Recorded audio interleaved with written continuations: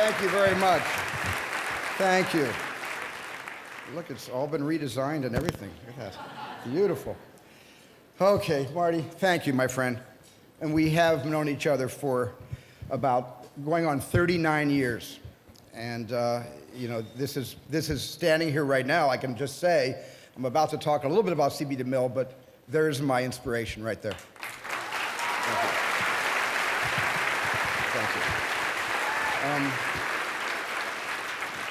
I'd like to talk about one of my first and most vivid childhood memories was the first time that I ever saw a movie.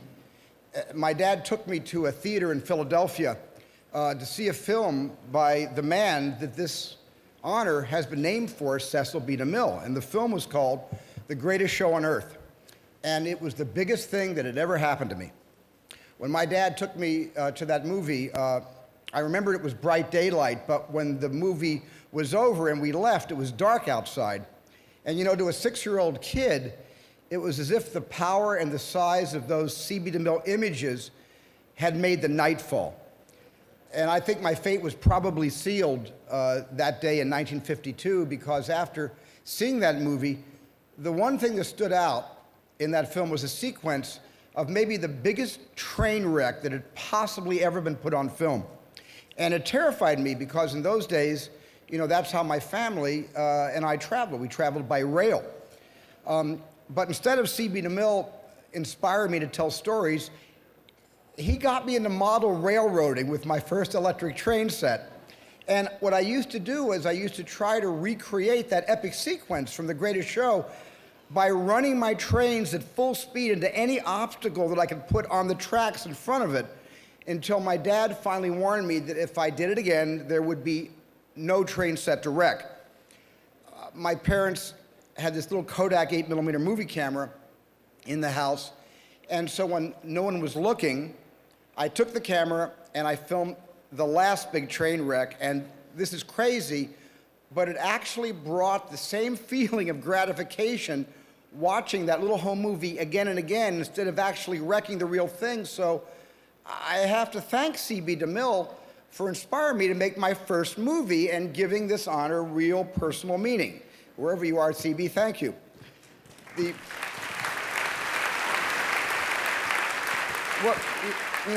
I think what was on my mind when I was risking losing my Lionel train set was me thinking, am I going to get away with this? And that anxiety has been haunting me, I think, throughout my entire movie career. Whenever I've tried to tell a risky story, whether it's about sharks or dinosaurs or about aliens or about history, I'll always be thinking, am I going to get away with this? And when I don't have that worry, I won't make that movie. None of the movies that I've made throughout my whole life would have been possible, though, without somebody first believing in me. And I really believe that being a mentor to talented newcomers is a very time-honored tradition. Most famously, Noel Coward mentored David Lean and gave him his start. And then Roger Corman mentored Martin Scorsese and Francis Coppola. And, Marty introduced us to Robert De Niro, and Francis turned around and mentored his friend George Lucas, and he turned around and mentored director Ron Howard. So this is a creative renewal that our business cannot ever exist without. My mentor and supporter when I was 22 was the former head of Universal Studios, Sid Sheinberg, who said something to me that I have never forgotten. And he said, I will always be there for you in success, but I will also always be there for you during the tough times.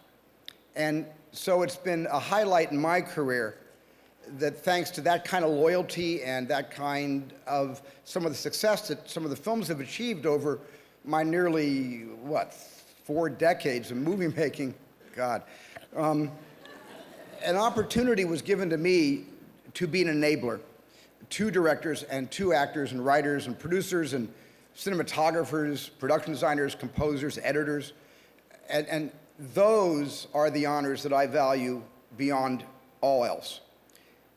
And I'm feeling my history tonight because, along with Kate and my family, there's so many people in this room who I know and who are my friends and colleagues. so many of the nominees this evening. And I think in a way there's a feeling floating around during these hard economic times that the impulse in the future might be to make more movies for broader audiences. And I just want to say we can't ever forget that we are also an audience of individuals. And without the kinds of movies nominated tonight, we would be in danger of losing that very thing that none of us can live without. We can't work without it. We give it to each other every day through the work we do, and that is inspiration. So congratulations to all of you who inspire me. Thank you for my colleagues, my friends, my future colleagues, and especially to the Hollywood Foreign Press Association. Thank you so much for this thrilling honor. Thank you.